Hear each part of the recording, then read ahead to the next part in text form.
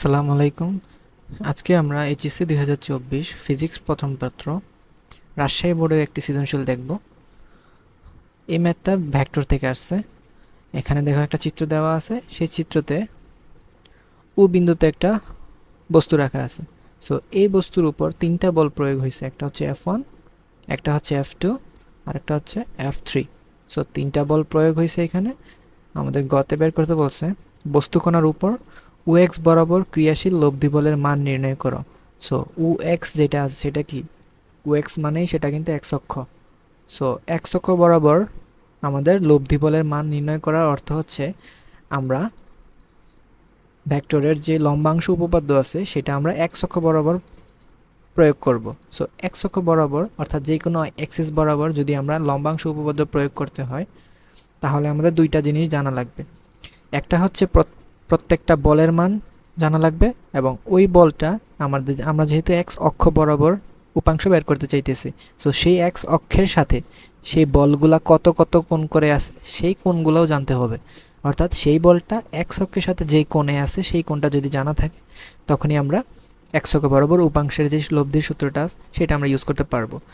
আচ্ছা, সো এখানে এক্স অক্ষ বরাবর যে আমাদের বলের যে লব্ধি সেটা যদি আমাদের বের করতে হয়, অর্থাৎ এই অ্যাক্সিস বরাবর সবগুলা বলের উপাংশ নিতে হবে। সো এই অ্যাক্সিস বরাবর একটু খেয়াল করো, F1 বলটা যেটা সেটা কিন্তু হুবহু এই অ্যাক্সিস বরাবরই আছে। সো এই অ্যাক্সিসের সাথে F1 যে ভেক্টরটা তার মধ্যবর্তী কোণ কত? 0 ডিগ্রি। সো আমরা চাইলে এটাকে F1 এর মান 11 cos 0 ডিগ্রি চাইলে লিখতে পারি। ওকে, প্লাস F2 ভেক্টর, F2 ভেক্টরের মান কত? 22 নিউটন। সো 22 cos, এখন দেখো এটা হচ্ছে 60 ডিগ্রি, সো এটা কয় ডিগ্রি?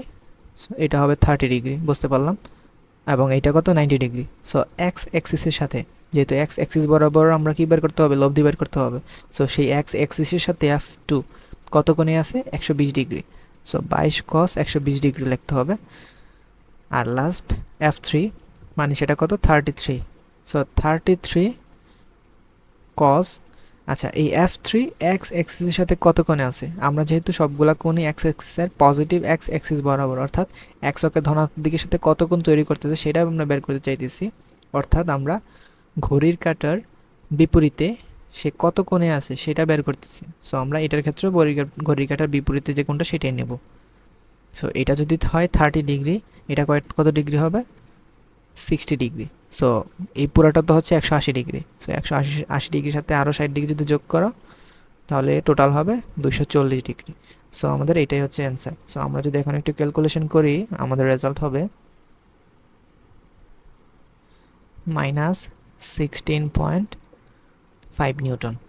ঠিক আছে, সো এটা হচ্ছে আমাদের অ্যান্সার। আচ্ছা, ঘতে বলছে কি বল প্রয়োগের ফলে বস্তু কণাটি কোন দিকে গতিশীল হবে। সো এটা স্ট্রেট ফরওয়ার্ড অ্যান্সার কি?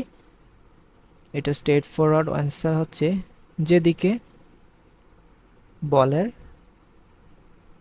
লব্ধি থাকবে। অর্থাৎ এটা তো সিম্পল, যে যেই দিকে বলের লব্ধি কাজ করবে সেই দিকে সে কী হবে? গতিশীল হবে। কারণ লব্ধি যেদিকে আলটিমেটলি তার যে ত্বরণ বা ভেলোসিটি ডিরেকশন কি একই দিকে হবে। সো বল এই জিনিসটা বের করার জন্য আমাদের কী বের করতে হবে? বলের লব্ধি বের করতে হবে। সো একটা পয়েন্টের উপর তিনটা বল কাজ করতেছে, সেই তিনটা বলের লব্ধি কী হবে সেটা আমাদের বের করতে হবে।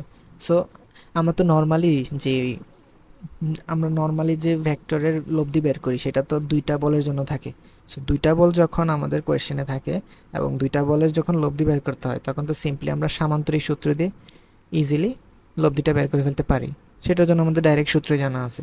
বাট দুইয়ের অধিক যখন বল হয়ে যাবে, অর্থাৎ দুইয়ের অধিক ভেক্টরে যখন লব্ধি বের করতে হবে তখন সামান্তরিক সূত্রটা এত বেশি কার্যকর না। অর্থাৎ সেটা তুমি অ্যাপ্লাই করতে পারো, বাট সেটার জন্য তুমি দুইটা দুইটা করে এভাবে প্রত্যেকবার দুইটা দুইটা করে নিতে হবে। সো সেটা অনেক টাইম কনজিউমিং। সো এটা একটা সহজ একটা ওয়ে হচ্ছে যে যখন আমাদের ভেক্টরের মান বা ভেক্টরের সংখ্যা দুইয়ের অধিক হবে তখন তাদের ক্ষেত্রে আমরা লম্বাংশ উপপাদ্য ইউজ করতে পারি। লম্বাংশ উপপাদ্য কী বলে সেটার জন্য আমাদের ধরে নিতে হবে, আমরা ধরে নিই যে F1 F2 F3 এই তিনটার ভেক্টর কোন দিকে, এটার লব্ধি কোন দিকে কাজ করবে সেটা তো আমরা জানি না। সো আমরা ধরে নিই যে কোনো একদিকে যে লব্ধিটা হচ্ছে আর, যেটা এক্স অক্ষের ধনাত্মক দিকের সাথে থিটা কোণে আছে। সো আমরা যে কোনো একটা র্যান্ডম ধরে নিছি, তুমি আর চাইলে এটাতে ধরতে পারো, আর চাইলে এখানে ধরতে পারো। এখন সেই আরটা এক্স অক্ষের সাথে থিটা কোণে আছে।